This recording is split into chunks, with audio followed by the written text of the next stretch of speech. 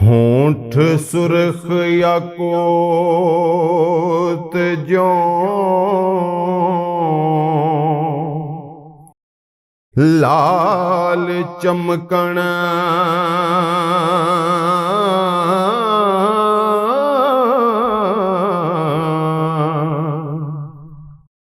ਠੋਡੀ ਸੇਬ ਵਲੈ ਤੇ ਸਾਰ ਵਿੱਚੋਂ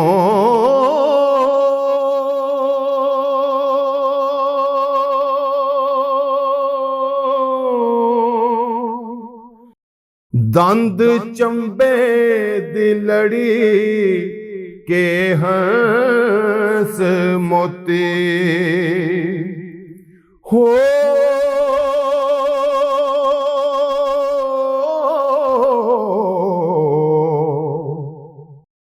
दाने निकले हुसन अनार विचों